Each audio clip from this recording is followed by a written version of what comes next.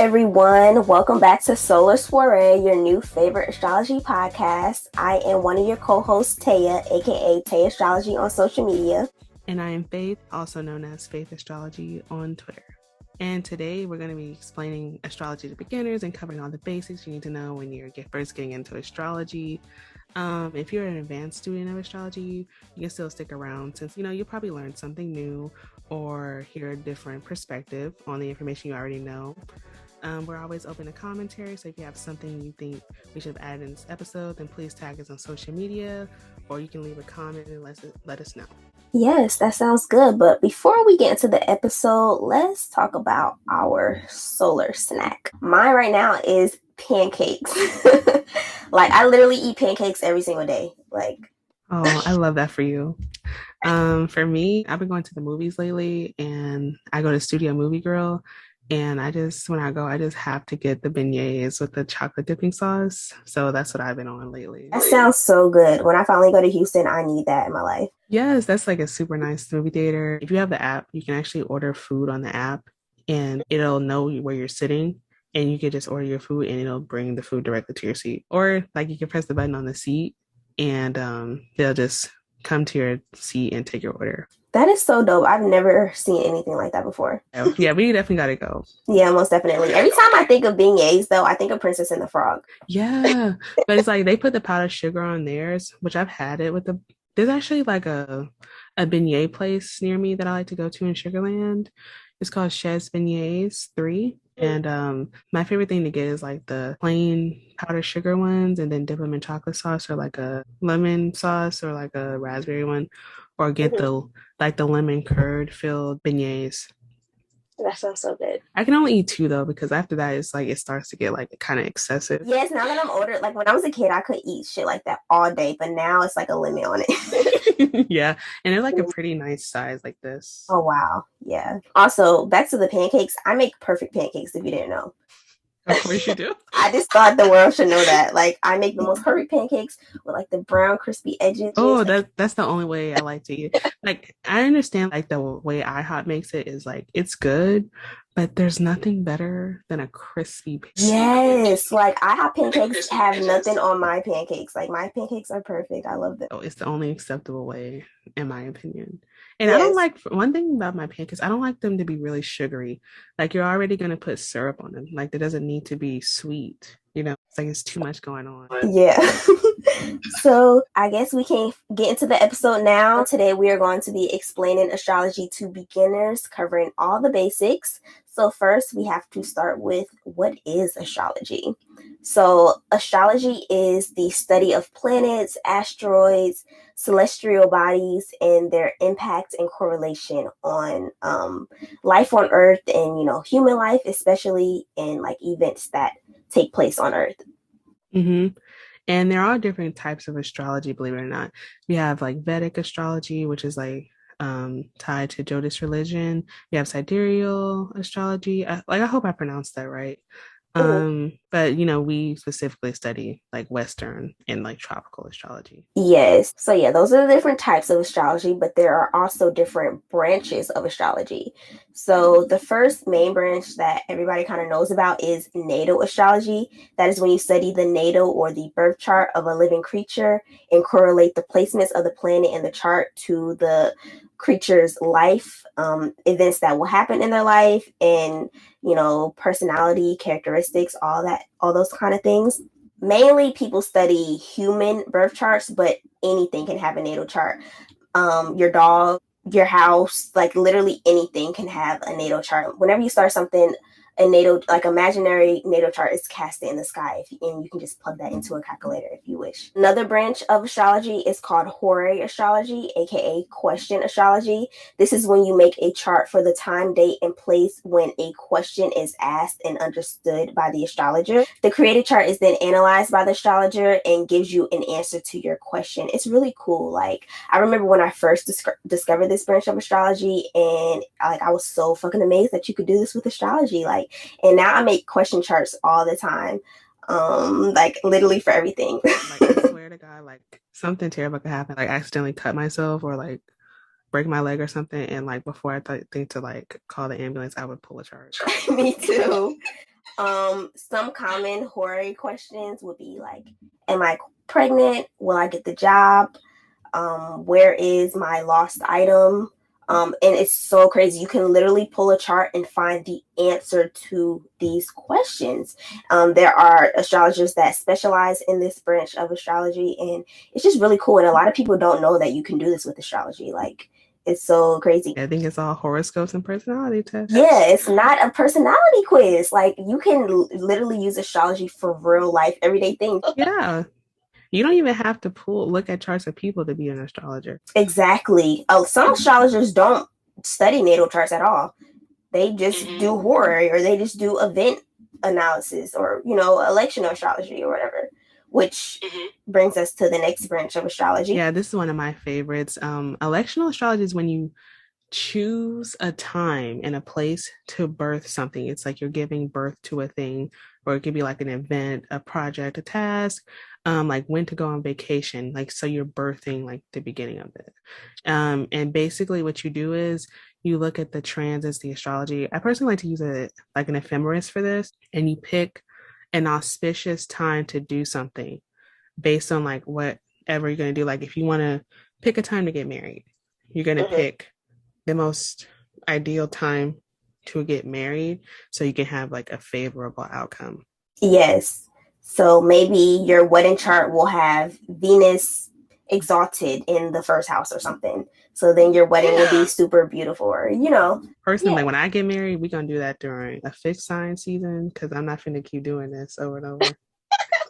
That's another thing. It'll tell you about like the nature of the marriage as well. Like, it's so like insanely accurate. It's crazy. So I love electional astrology, and I feel like that kind of ties into like event analysis a little bit, because you can cast a chart for like when an event starts, and you can see everything about the event, like what's going to happen, what's going to take place, how it's going to go, all that kind of stuff. Yeah, one of my favorite things to do is to remember a time when something happened, and like for some reason I just be knowing the time. Like, I pay attention to stuff, and I can like remember, oh, this happened at this time on this day. Like, yeah. And then I'll go and pull a chart on it and see why it was such an awful experience, or like why it was like the best thing ever. Oh my God, I do the same thing. Another kind of astrology that I've been getting into lately is mundane astrology. And that's basically astrology based on world events, politics, geographical regions, places, and countries. Like, I know there's astrologers that are like looking at the astrology of, you know, Ukraine, like what's going on there in Russia. That would be considered like mundane astrology. Yes. So instead of looking at charts for like an individual person, it's like group or countries and stuff like that. So yeah, as you can see, just based on the branches of astrology, you can see that astrology can be used for many different things. You can also use astrology to see your love life, your relationships. You can use it to look at your finances, family matters, your career, life purpose, maybe struggles and difficulties that you may face in life and how to fix them. Yeah, you can see like what are like some of the good traits that you have. Um, you can look at see what your partners would be like, or the people in your life, your friends, what kind of things you experience health wise in your life. You can see even see things that aren't happening currently. Like, you can see not see the future like you're a sidekick or something, but you can pick up themes that you'll experience later on in life. And you can also see things that you've experienced in the past too, which is also something I like to do for fun. Yeah, I noticed like a lot of people, they think about it as like a personality thing, but as we discussed, you can see multiple things. And most people that don't believe in astrology, even though it's like not a religion, it's not something, I mean, it's happening. I mean, the planets are here and they're making these aspects. You can't refute that. And it's like influencing us. But I mean, to each his own, I guess. Right. I don't like when people say, I don't believe in astrology, because to me, it's not a religion. It's not something that you believe in, quote unquote. Like either you understand it or you don't understand it. Like, it's like a language kind of. Like, it works whether you want it to work or not, whether you quote unquote believe in it or not. It's just a matter of, do you understand it? Because if you don't understand it, then of course you're not going to get it. But if you understand it, then you know that it works, and it's so like insanely accurate. Something that's brought me peace is that Astrology is occult in nature, and it's considered to be a taboo thing, and it's not meant to be understood by the masses. So that's something that has brought me a lot of peace. And I don't waste my time trying to explain astrology to people that are not interested in learning. It's literally a waste of time because honestly, if you know that it works for you and you use astrology to understand life or, to find comfort in things that may go on in your life, then, keep that sacred to yourself. Don't try to force it on to people who have no interest in it or are just so focused on just saying that it's not true. And maybe people, their life is upside down. Like if you do astrology, like we could, or if you were receptive to it, you could really change your life. Like astrology has changed my life. But like if you want to keep, sitting on the struggle bus, arguing with people about astrology, almost like my friend, like she was telling me like some issues that she was having, and I automatically relate things back to people's placement. So I was like, oh my gosh, I literally just seen a post about this placement that you have, even though she doesn't know astrology like that. So I tried to like help her out with an astrology post, and she straight up ignored me, and I was like, okay, cool. Like I won't bother wasting my time trying to help you with astrology anymore. Like you just keep struggling. Keep suffering and struggling. Right. So yeah, like we were saying, you can use astrology for many different things, and all you have to do is look at your natal chart to find out about these different things. So you might be wondering, what is a natal chart? Well, it is a snapshot of the solar system showing where the planets were during the time that you were born, and it tells all about your life. Oh, that's amazing, isn't it? Yeah. That's so amazing. Like even just seeing it like that, when I first realized that, I thought it was the most amazing thing ever. You really don't have to wander around life in the dark. Like you could literally just look at this and get a clue. Mm-hmm. You don't have to be lost. Right. Yeah, there's more to astrology than just natal charts. And as we talked about earlier, there's electional charts. You can pull transits and compare it to your natal chart to see how what's going on in the solar system is affecting your personal chart, like how it's going to affect you personally. You Yeah. can fill up composite charts, which is just when you create a chart based on midpoints between you and another person's natal chart, which Mm-hmm. and that is really cool. And that kind of shows what y'all's relationship would be like. There's horary charts, and then you can compare two charts for synastry. Like you can Yeah. just lay one on top of the other or look at them side by side and see how y'all impact one another. How you guys' planets are interacting with one another and where their planets fall in your chart and where your planets fall in their chart. And it's really cool to see like the synastry and the relationship of the two people. So now that you know what a natal chart is, you're probably like, okay, how do I find my natal chart? Well, Google is the answer for everything, literally. Just Google a birth chart calculator and it should pop up. You just put all of your information in, the time that you were born, the place and the date that you were born, and your birth chart should pop up. My favorite birth chart calculator, as I mentioned in the previous episode, is Time Passages. Also, alab.com is a really good one for beginners because, like I said in the previous episode, they have a key with the glyphs in there. So that way, like if you don't know the glyphs in the circle chart, you can just look at the key at the bottom and see which is which. Yes. And then, my favorite thing to use right now, the Astro software I like to use is Astro Gold. I have it on my phone and I downloaded it from the Apple App Store. It's like $40 and it's the best thing ever. It's my favorite way. I like this more than I like astro.com. And I used to be obsessed with astro.com. And like just how there's different kind of charts you can pull, there's different house systems that calculate the charts. I know, right? There's so many levels. I know.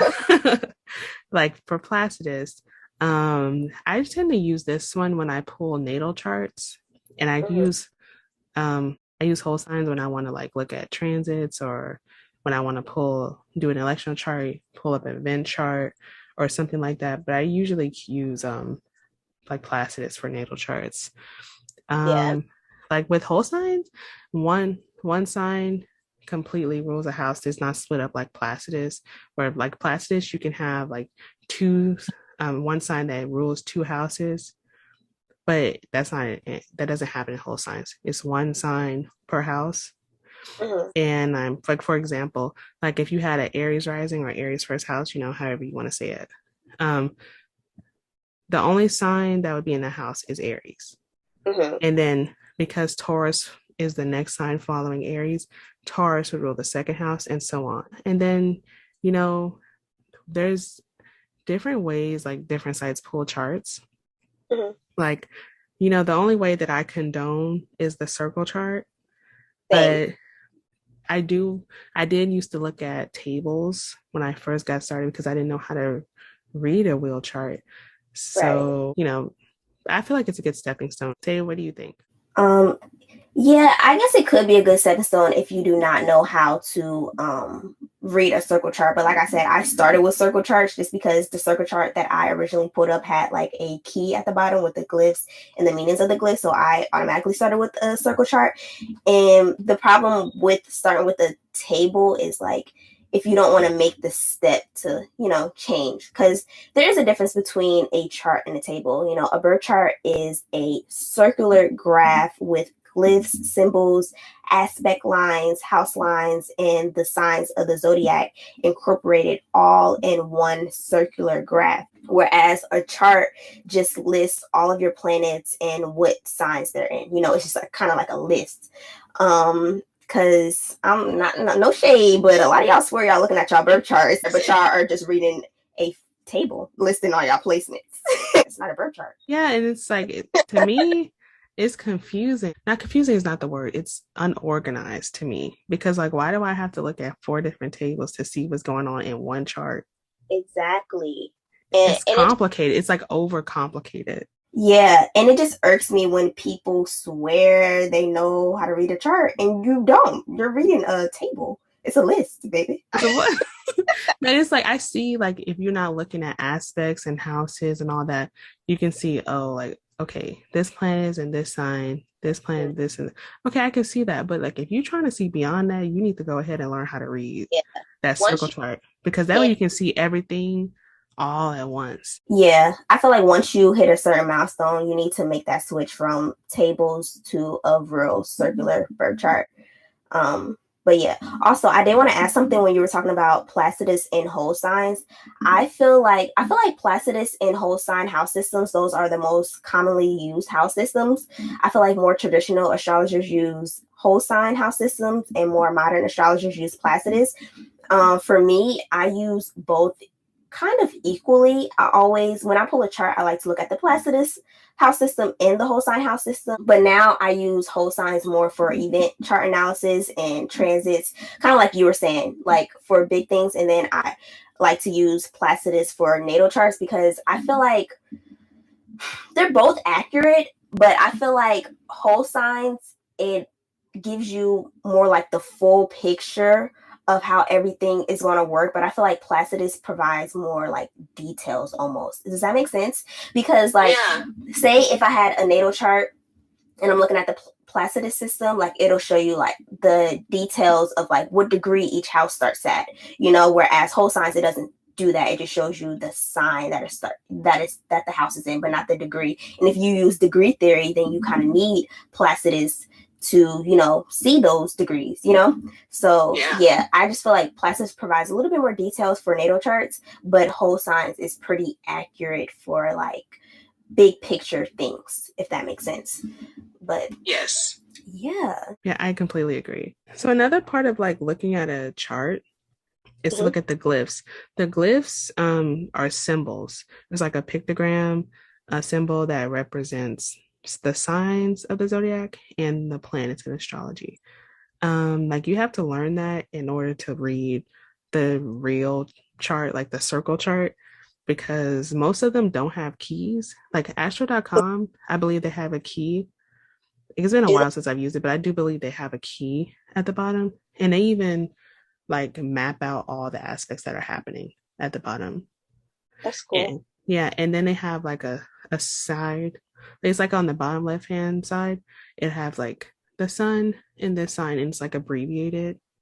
Yeah, Mm-hmm. but it's there. Like it does break it down to some Oh, degree. But if you want to download Astro Gold, you got to be beyond that. You got to be able to know what all the glyphs mean, the symbols, the aspects, because it's not going to break down the aspect. It's not going to explain what the glyph means.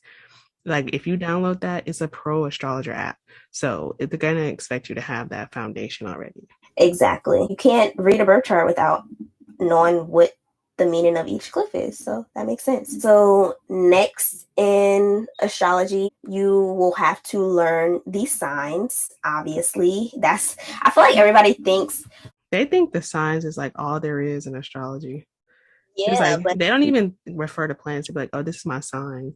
And I'm just yeah, like, but what planet though? no, literally. So signs are obviously pretty important in astrology.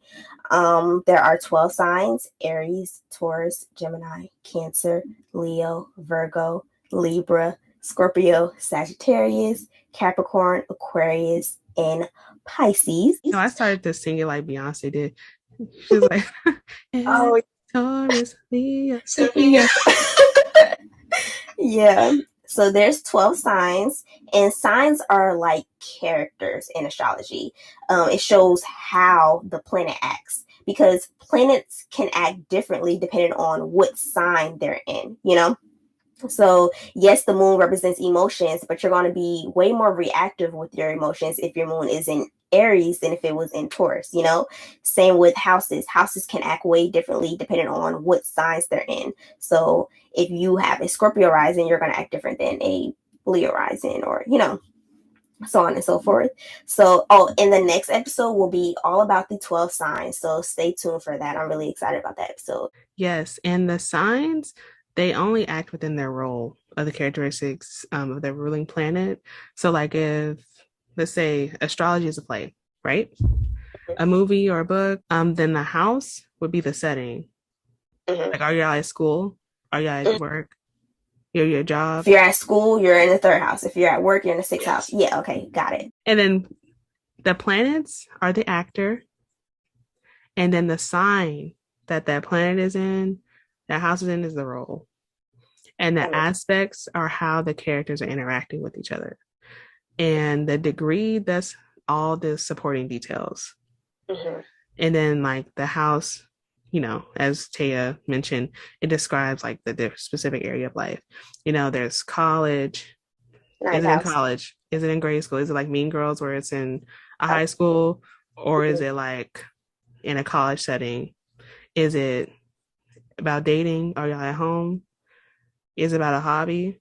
That's what the fifth house thing, dating fifth house thing. Is a career. It's like a 10th house thing. Like what's going Right. on? Like what's the setting? Yeah.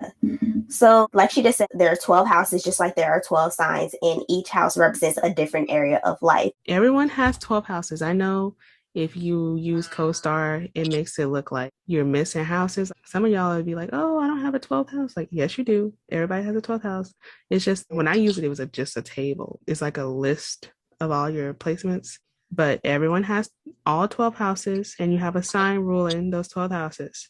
You might not have a planet in each house, but you have a sign that rules that house. We have the angular houses, which represents our major areas of life. The first house, which is this your rising sign, is your self. It's your identity, your like personality. Like if people know you personally, this is how they'll perceive you.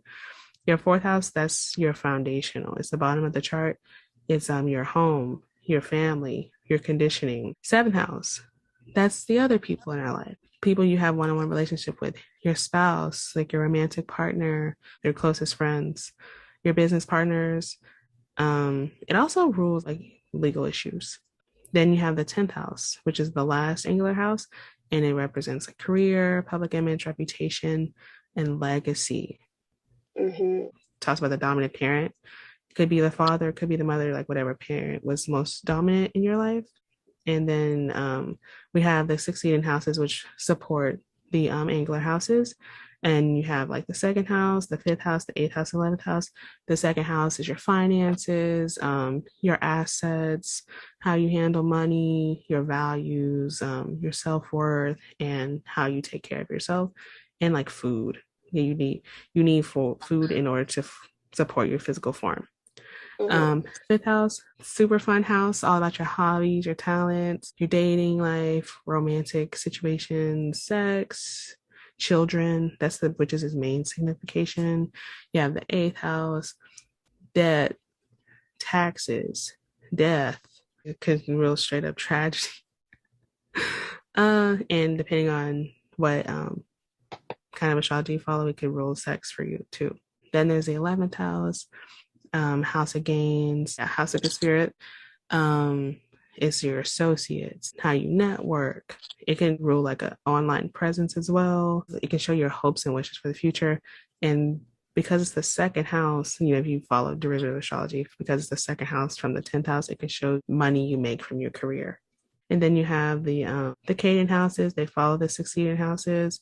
These are very like busy areas of our life. They take up a lot of energy to deal with these houses. And like there's a third house, the sixth house, the ninth house, and the 12th house. Third house is like all about your surrounding area, your neighborhood, short distance travel, communication, grade school, your siblings, extended family. And then you have like the sixth house, which is your house of bad fortune. Fifth house is the house of good fortune. Sixth house is the bad house of bad fortune. It's not a bad house. It's just it doesn't aspect the ascendant by aspect. So there's things that happen there that can go against you, like your health. There's your, but also your routine, your like physical activity, your day-to-day routine. And to add, I want to say that depending on what type of astrology you use, like depending on if you're a modern astrologer or a traditional astrologers, they see bad houses. Modern astrologers were more like, oh, no house can be bad. But if you're really thinking about it, a house can be bad, but it also depends on which house system you use. So if you use Placidus, okay, so the logic behind a bad house is that it is not seen by the ascendant. Therefore, it can harm the individual because the ascendant cannot see that house. It's not aspect in that house. But if you're using Placidus house system, then it is a possibility for the sixth house to aspect the first house because the sign that's there is still possible for that sign to aspect the ascendant. So by that logic, it can't be a bad house if you're using Placidus. Does that make sense? Yeah, and I think in modern astrology they use more aspects, but like in traditional they use like the major ones, the conjunction, the trine, the sextile, the square, the opposition. But like they use all this other stuff, and I'm just like, look, it don't aspect. Period. Like what? Exactly. Yeah. So if you're using if Placidus modern astrology, then it is a possibility for the sixth house to aspect the ascendant, meaning that the house won't be bad by traditional rulership. But if you're using traditional astrology, whole sign houses, then the sixth house cannot aspect the first house. Therefore, it makes it a bad house.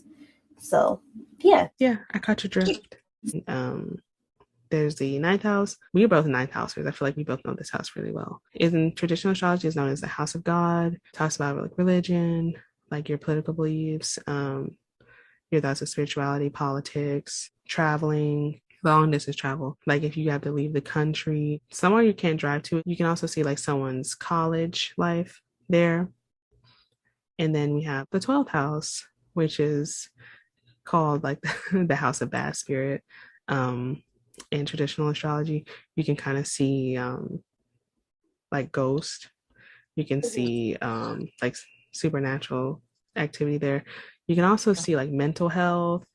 You can see basically like a person's blind spot. It's like behind the first house. So it's like behind you. It's like what you're not aware of. Yeah. What's in your subconscious. Mm-hmm.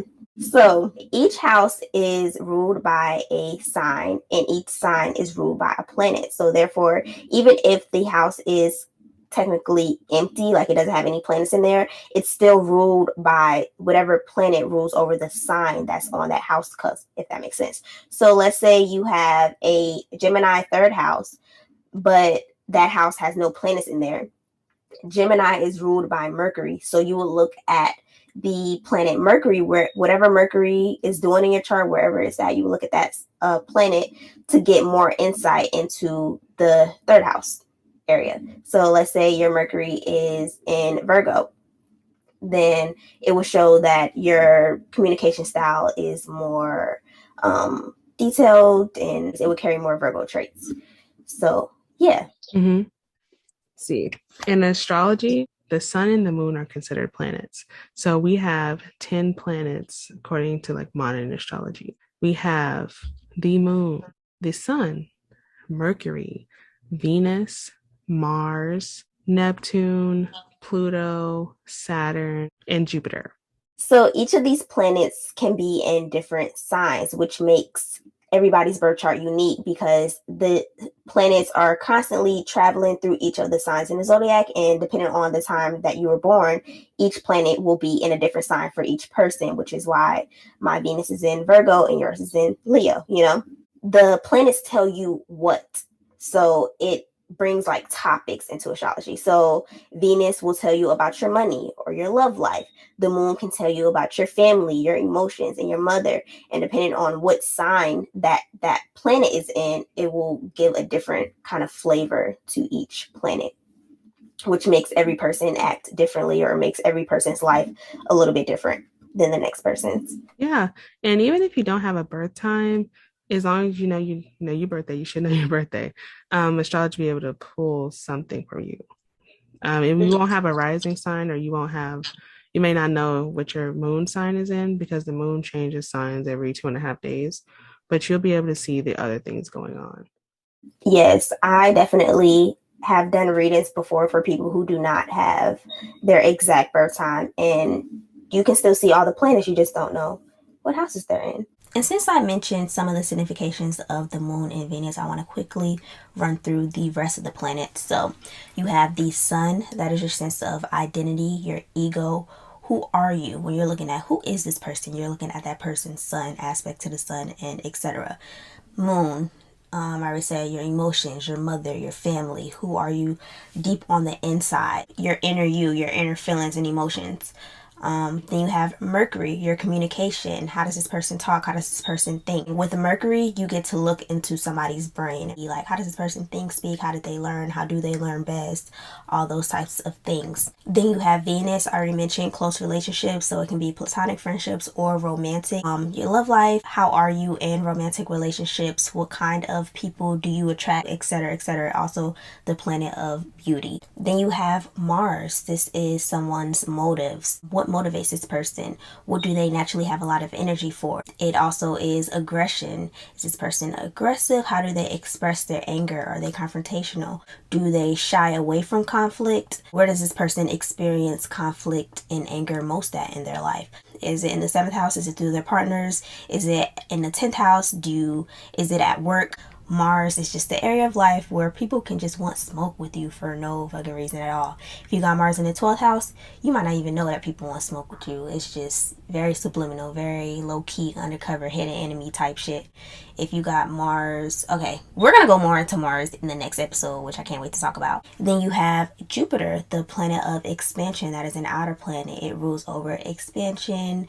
Wherever Jupiter is at in your chart, you will have a lot of whatever sign Jupiter is in. So if you have Jupiter in Gemini, you have lots of thoughts.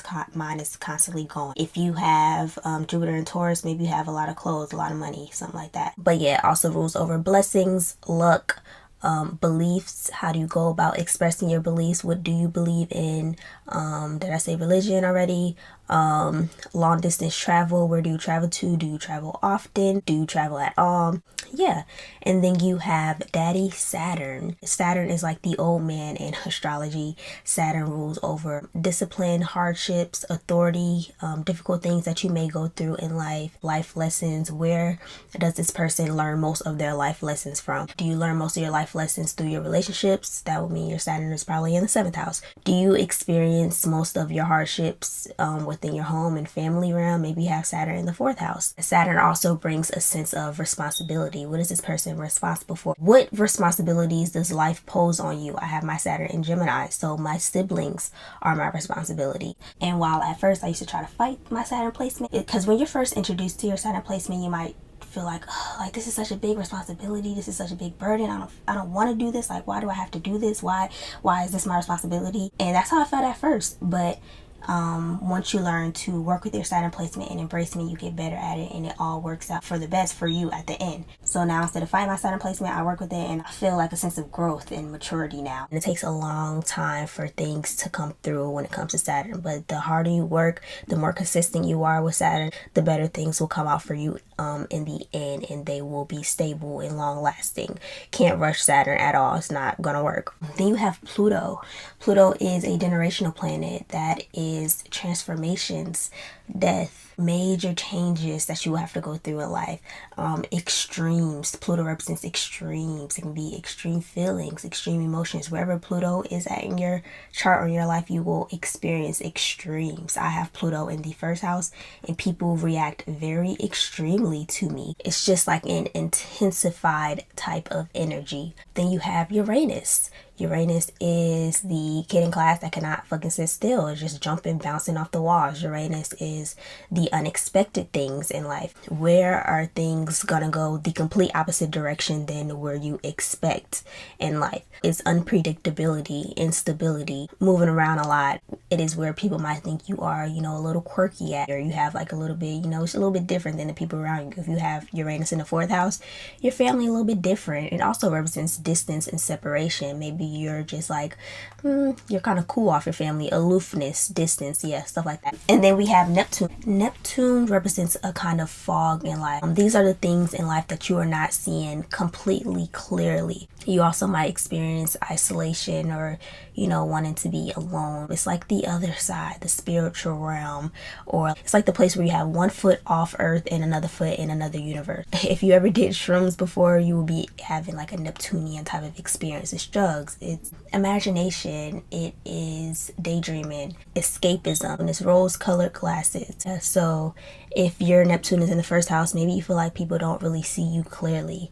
It also is where you might be kind of sensitive to the energies around you. So those are all the planets, and episodes 5 and 6 are going to be all about the planets. We're going to go deep into explanation of each of the planets and their meanings and significations and, different placements and how they may manifest. So please stay tuned for that episode. Yes. And, as we mentioned earlier, aspects are the way the planets interact with one another. The aspects can make a positive interaction, a difficult interaction, a challenging one, or they can just be like a perfect blend of energy. The major aspects in astrology are the conjunction, and that is when two or more planets are in the same sign in a 0 to 10 degree orb, and you have an opposition. There's two planets or points in opposite signs of each other, and it forms like a 180-degree angle, and it can be like 0 to 10 degrees difference in order for it to count as an opposition. There's a square, which is when like two planets or points or asteroids, whatever astrological body you want to refer to. Yeah, and the square forms a 90-degree angle. And that is like a point of tension, like friction, conflict, it's like unharmonious.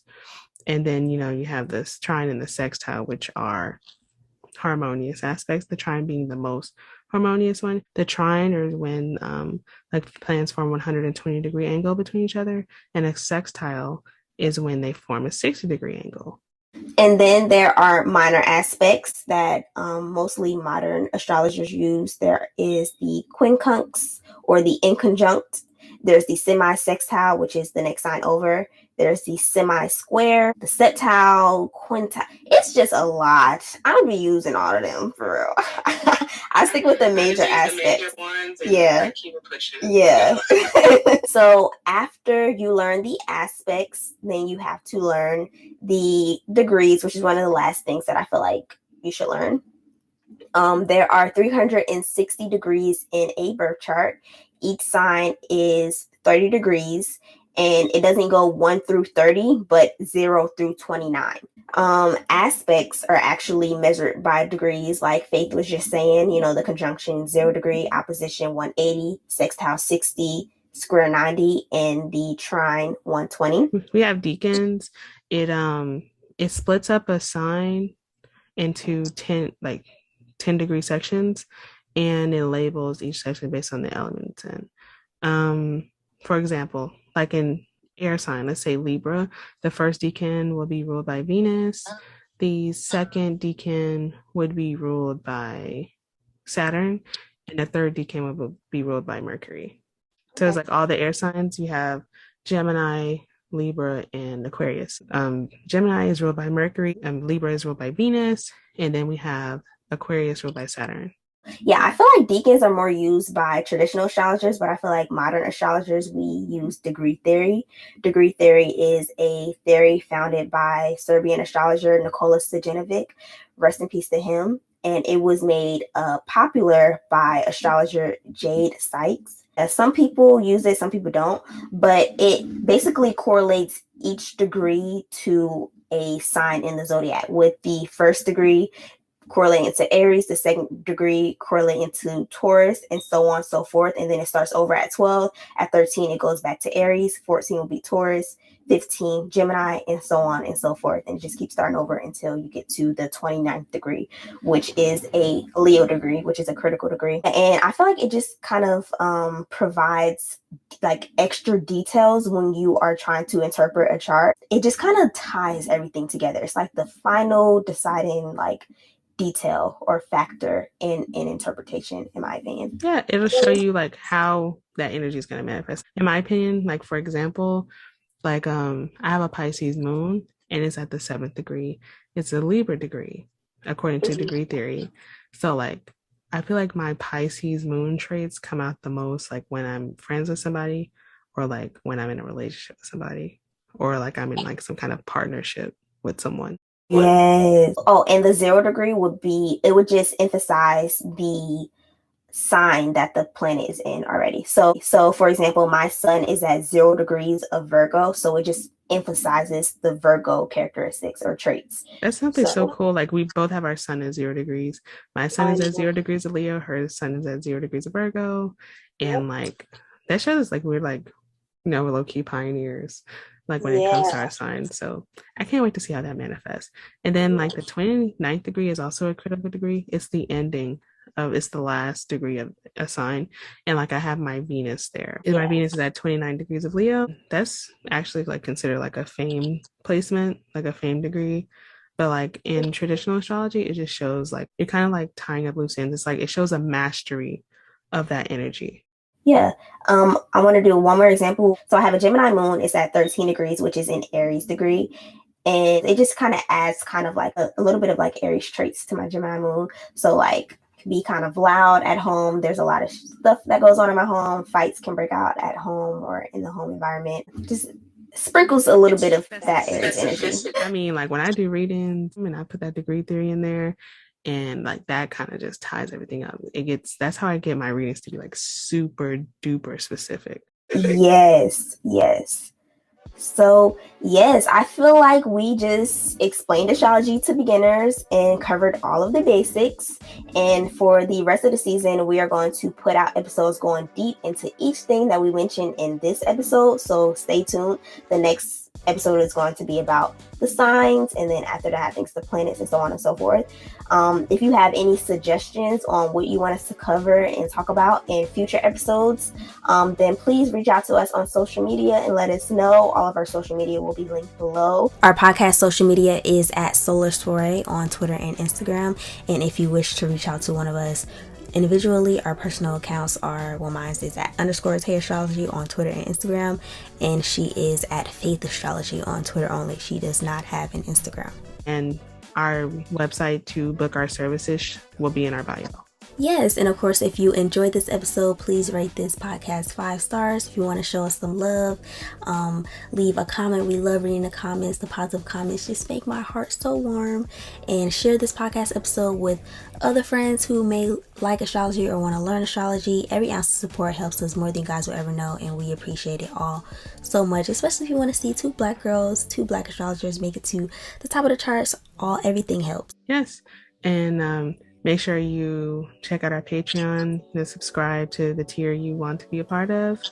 We have the hors d'oeuvres tier, which is the $2.80 tier. And that basically, you support us, you join our wind downs. And if we like randomly decide to go live, like you should be able to see that too.